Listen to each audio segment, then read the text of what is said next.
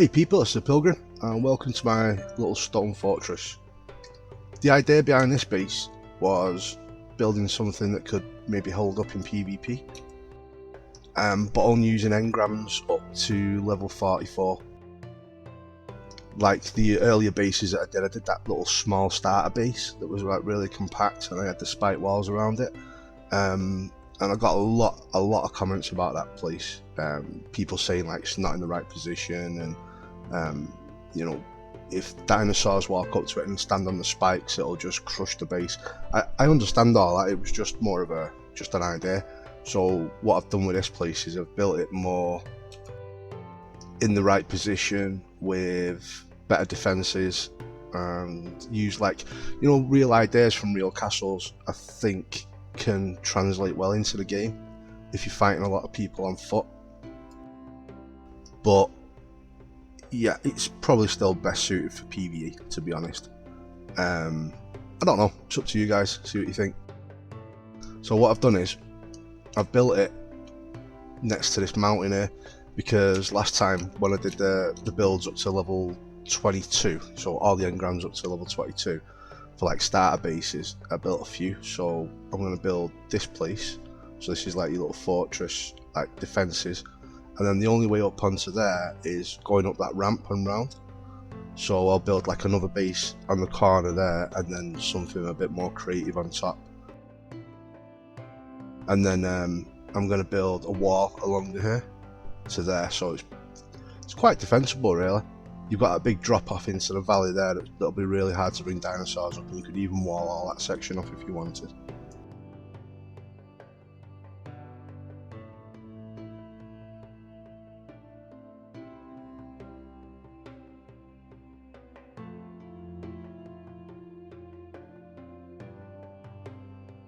So one idea I did like in the comments was, like if you're building a spike wall and it's too close to your base and your base is made out of wood, you know it's done for. But with stone it shouldn't be too bad.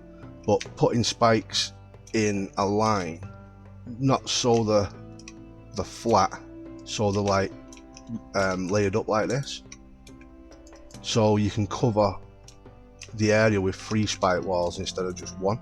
So if someone gets through that 1 spiked wall, they've got like straight access to your base. But if they've got like a ring of walls, spikes built like that, once you've got through 1, you know, you've still got all that to destroy, and you're still not going to be able to push a lot of dinosaurs through that gap. I just thought it was a good idea, like ring the whole base right the way around. Right, so some of the things I did on this was I left these sections without the spikes and used the plants to sort of defend it and attack. And then we've got these windows in these hexagonal sections, and I thought you could use them like loopholes, you know, like arrow holes to shoot your crossbows or guns, whatever you've got at the time through it, to defend. And what I've done is the flat sections of each wall and then the hexagon bits all the way around are all separate. So there's like walls in between them, and there's 2 layers before you get into the base, so it's sort of like a small honeycomb section right the way around. And the whole base is symmetrical, so each of these hexagonal sections I've got the plant species and the loopholes just to shoot through, and the rest of the fence, the wall is defended by the spikes and bear traps. I thought the bear traps might come in handy if anyone's using like a grappling hook or something like that. You know, if you've got like small groups of people or just a couple of guys just coming in trying to raid, get what they can. Yeah, so that's the idea behind that. And in the entrance I did this like 2 entrances, so you've got to come into this section first, and then inside the walls there's these, so you could, like if someone got through the first door, you'd have to get through the second door, and you got a chance to sort of shoot them and throw grenades through or whatever.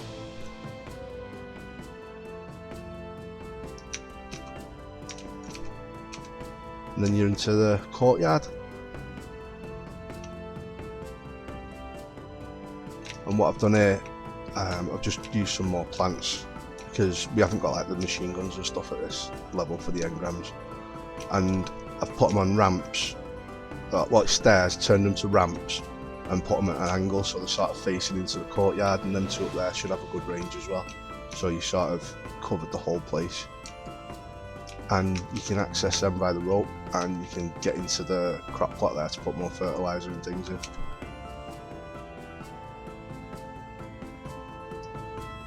You can actually tame Velenosaurs at this level and get the thing, the saddle, so I thought they'd be a good dinosaur as well to have. You put them on turret mode, more defences. So yeah, the wall goes all the way around, so you're like inside this section, so if you get through any bit of it you've got another layer to get through. This goes right the way around the base, and like I said about these windows here, you can shoot through them if you're getting attacked.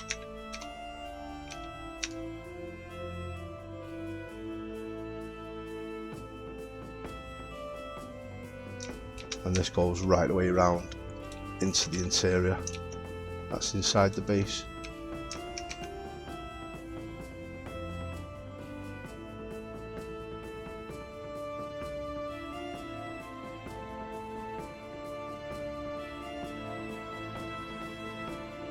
And then here you back round to the main gate, so you can, like I said, defend that if anyone gets through. So that's the courtyard and walls. And then in here I built the crafting area.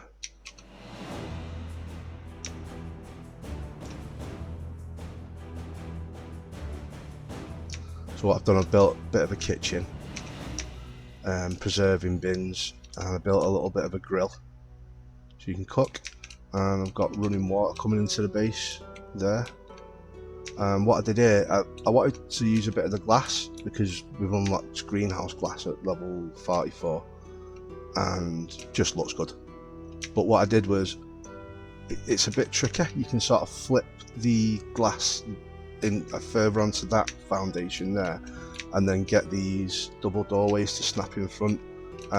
So like if you are getting attacked, the glass is a weak point, so you can just sort of shut them, and gives you a bit more protection. But then at least you can open them up and you've got a bit of light coming into the base. Thought it looked pretty cool, that. Yeah, here I've got a large crafting area. Now we can get the ankylosed saddles and Doedicurus saddles. So they're like your main gathering dinosaurs, except for the big beaver. That's one of the major ones I like to get. And then up here we had a lot of room on the walls, not doing much, so I just built some little wooden platforms and put some more storage up there. Did it there and over in that corner. Right, that's the crafting area. Then the next level. Up here, if you come up that, you're sort of in this room before you go into the main section. Put a couple of bedrooms in, so like you've got to get through another wall to get into this section if you come from inside the base. Got the trapdoor in the roof so you can bring some flyers in so they're a bit more protected. And then in them corners up there as well, I just put an extra couple of beds for respawns. So up here, this is the just a small crafting area and the farm. You start to make some kibble and stuff at this level. I didn't want the farm to be like a weak point in the base, but I wanted it to be inside. Because of the glass, I mean, you can smash through that fairly easily and then you'd be inside the base. So what I did was, I did the same thing downstairs. I flipped the glass walls onto this foundation and then snapped the stone railings just in front. So it's just that extra layer of protection. If someone does get through that glass easy enough, you've still got another lot of walls to get through before they're into the interior. And then we've got the main wall. I'm not too sure how effective these cannons would be, but you can defend sort of the ramp going up on these ones if anybody gets a dinosaur in there and they're trying to attack. You've sort of got from the stone there to the edge of where the valley is there is the only way to sort of assault the base on land. So these cannons sort of give you a fairly good distance to shoot, you know, on that flat land if you do see anything coming. So they might be effective. And then also you can shoot across the valley with these ones.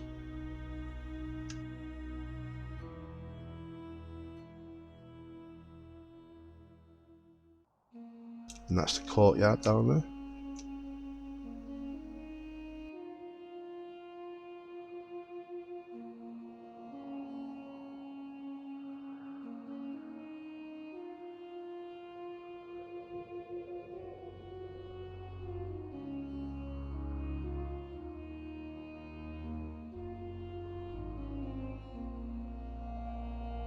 Yeah, you come through here and you can access the roof. And I just did this as like a little watchtower on the corners. Keep an eye out. More flyers, that's where the trapdoor goes onto the second level. And just a few more plants for a bit more protection. It's probably the most vulnerable part of the base where someone will try and get in.